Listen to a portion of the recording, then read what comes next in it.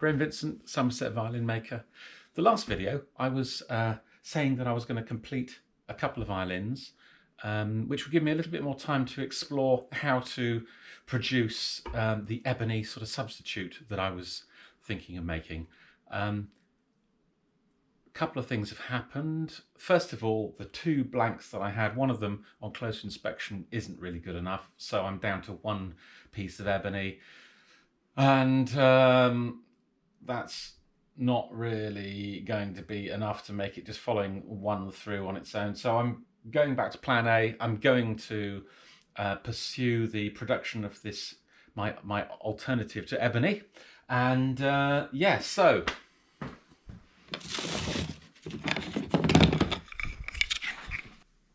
now I'm not going to give you all the details because obviously I would like to maintain some kind of commercial advantage on this one. But the bones of it are that, starting with maple, I'm torrefying it, which basically means roasting it in the same way that you roast coffee beans, for example. You end up with a much darker timber. It's got the same appearance in terms of grain structure, but there is a considerable shrinkage, which was one of the problems that's set me back. And also, it's a lot weaker than maple. So there's going to be a second part of the process which will sort out the strength. But first part of the process, I ought to add that the shrinkage was the reason for the delay, so to speak, because I'd actually gone through and produced all of these fairly finished blanks, and then once I'd torrefied them, all of a sudden they were going to be much too small. I don't know if you can see that. Another piece of maple, well, this is in fact English sycamore.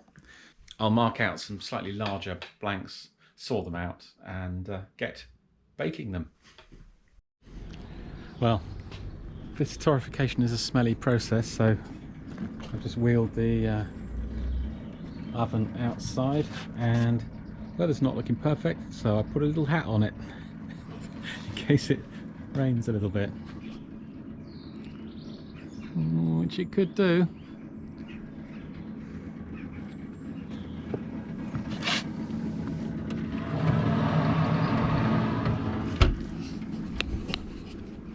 More exciting than cooking a Christmas meal. Right, Cassie? Yeah. You're a good girl, aren't you? Oh, I don't know. Hey. Cassie girl. What you got there? So, it's the next day, and I've done the baking of the timber.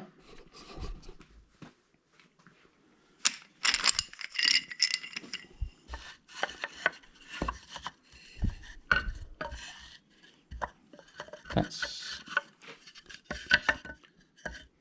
the lightest and the darkest piece side by side. I think they're both going to be dark enough to pursue. So the next stage is going to be putting them in the vacuum chamber and using the epoxy resin on them.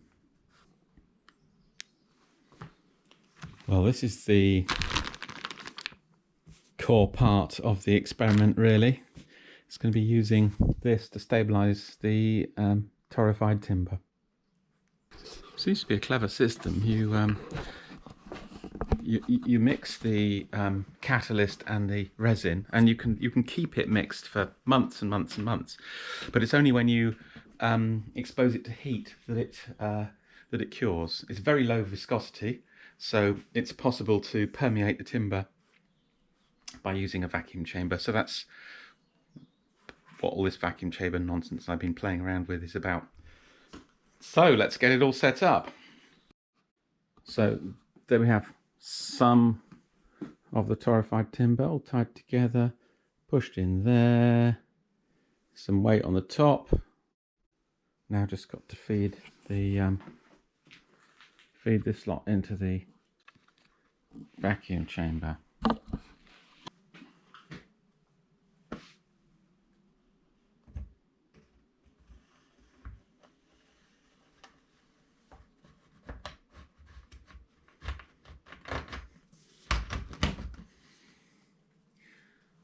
We're in.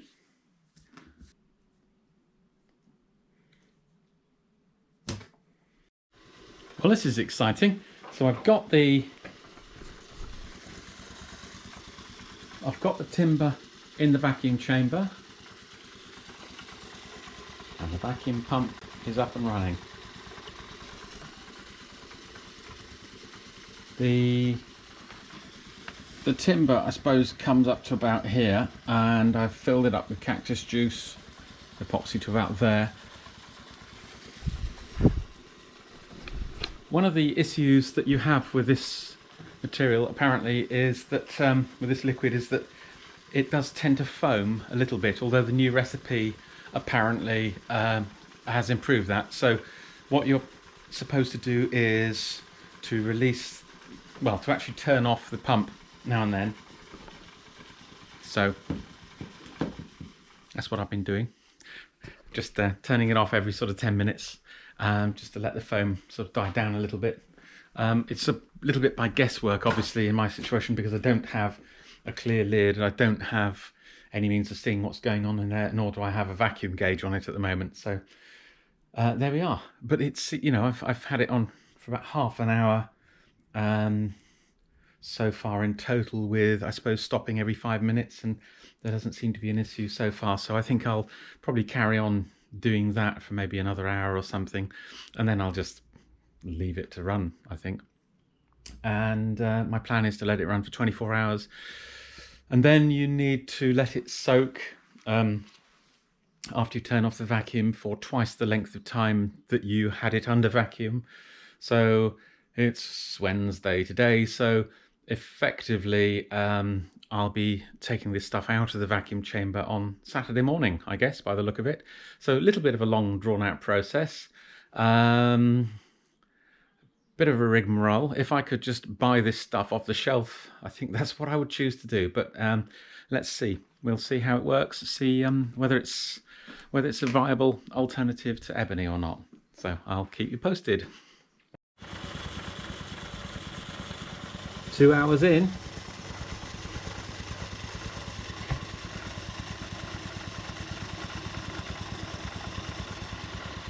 All seems to be good. So, Saturday lunchtime. I'm just about to take the wood out of the vacuum chamber. It's been sat in the cactus juice epoxy for 2 days after I released the vacuum. So hopefully it will be fully permeated through into the timber. So here it is at the moment. I ended up putting some tape around the top just in case there are any further little leaks and things. So I'll undo that and probably get incredibly messy, spilling epoxy everywhere, but I shall try not to. Say hello, Tris. Hello. That's my son Tristan, who's back from university for the moment, pretending to help me. Now the instructions say that this can just be reused, it can just go straight back in the bottle. So that's what I'm going to do. One of the delights of using epoxy rather than something like the old-fashioned kind of fiberglass resin is it's almost completely odorless, and apparently you can just wash your hands and the utensils and everything with warm soapy water to clean it. This has got a little filter which I'm going to put in there to get any big lumps of stuff out of it. I think the potential for making a mess here now is enormous, so we'll just see how it goes. That's a good seal.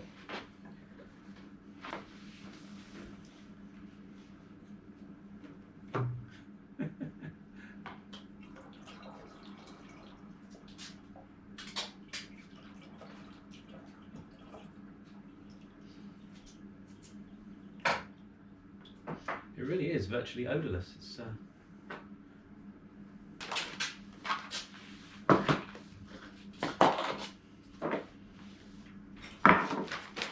just in case anyone's trying to work out what newspaper it is the Motorcycle News.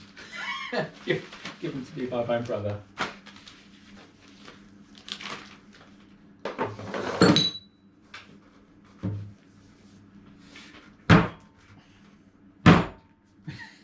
Well, it looks stuck at the moment. So this suggests that it may actually have expanded through this operation. That's interesting.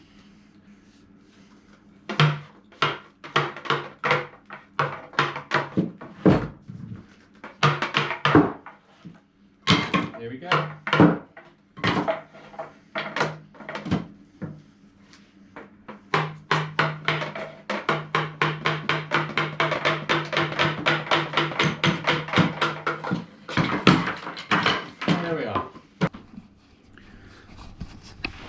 So this is what it all looks like at the moment.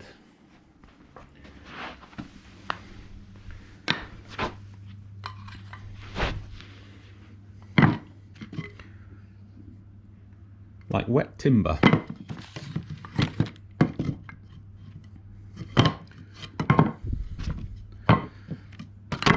So the next stage is going to be to dry this off with a cloth and pop it in the oven at about 100 degrees C to cure the epoxy.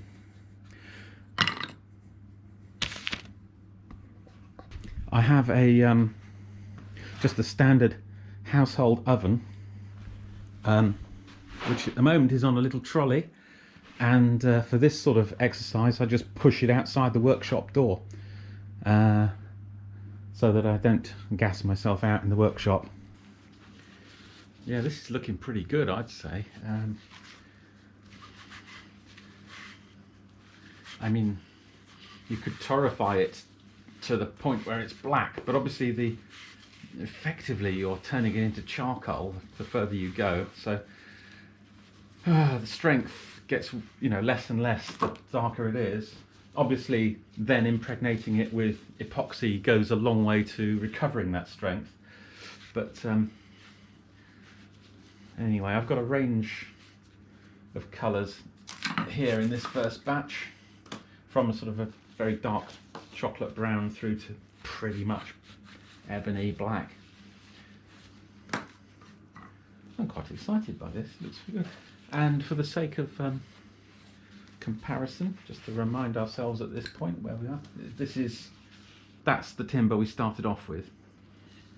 One thing that's very noticeable is I mean, when these went into the epoxy, they were really very light, much lighter than ebony. But of course, because a lot of that epoxy has been drawn into the timber, they now weigh so much more. I think on the next batch, I think I will actually weigh them before and after, and perhaps get a density reading as well, because obviously the target is to end up with something with exactly the same strength, colour and density, and the same resonant sort of characteristics as ebony.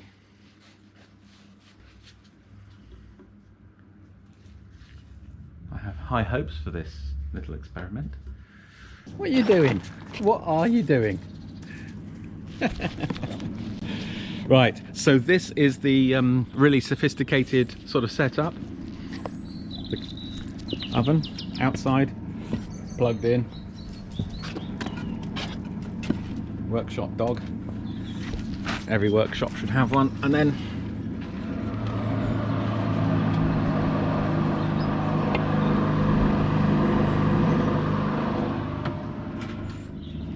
I'm just cooking or curing the epoxy impregnated timber now.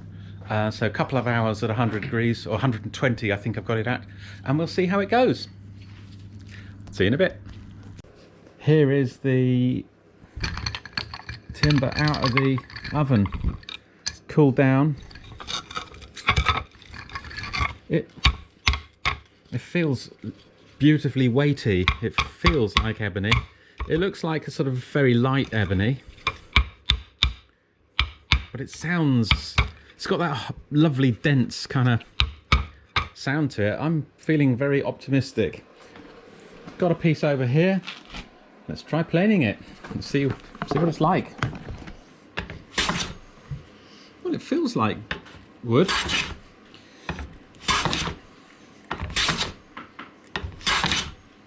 It's obviously cupped quite a lot, so take a little bit of flattening off.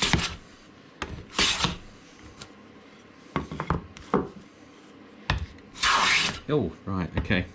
Here we go.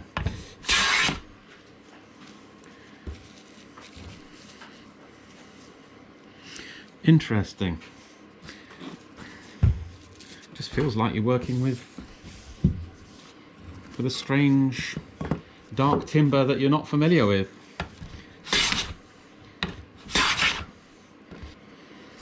There's sort of a light flecking in the surface, which I think is the epoxy.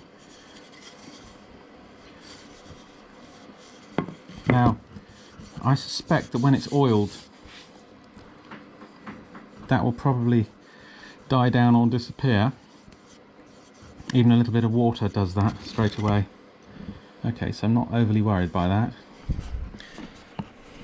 Well, I'm going to pop this into my little shooting board that I use for planing up fingerboards and see how it behaves in that.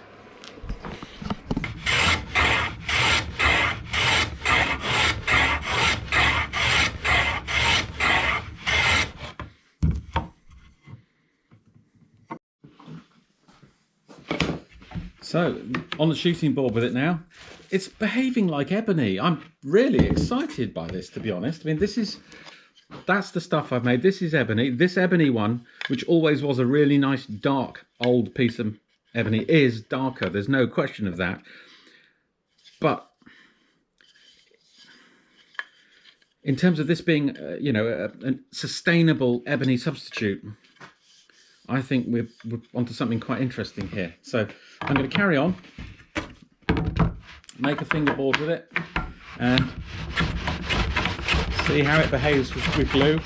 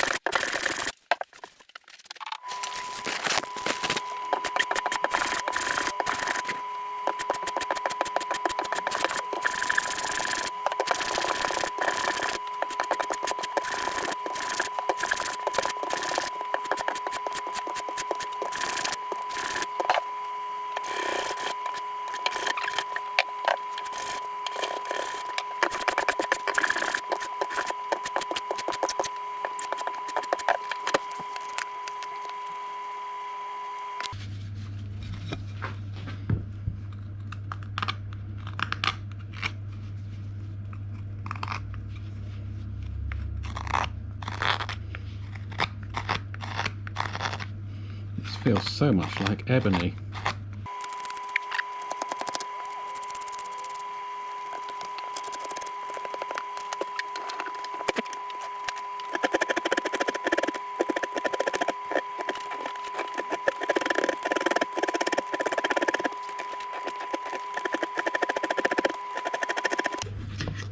Oh, there we have it. Well, there it is.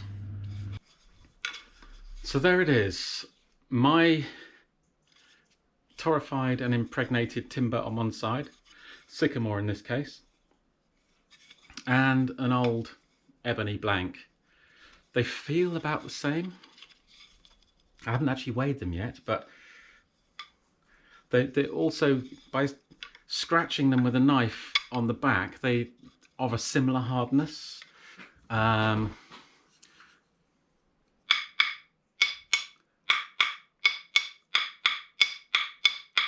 I think you can agree they sound of similar density. That was it. The Helmholtz frequency. What's it called? I don't know. I can't remember. It's, you know, it's all comparable. So onwards and upwards. We'll get that onto a violin in the next few weeks, and I mean, I'm going to process the rest up to this stage first. The blank that I made for the fingerboard's given me enough for the nut and the saddle as well. I can't get over that. That is so much like Ebony. That's really weird. Okay. Anyway, so there's no great secret about what I did here. It was one hell of a palaver. That's all I would say. If you are a violin maker and you're interested in trying some of this, get in touch with me and I'll sell it to you for a comparable price to Ebony, which will save you all the faff, effectively. Because I would be very interested in getting a few people to experiment with me to see what they think of it and see, you know, just how good it is in the real world. So, yeah, get in touch. I'm quite excited so far. So, there we are. Over and out. Talk to you soon. Cheers. Bye. See you, folks.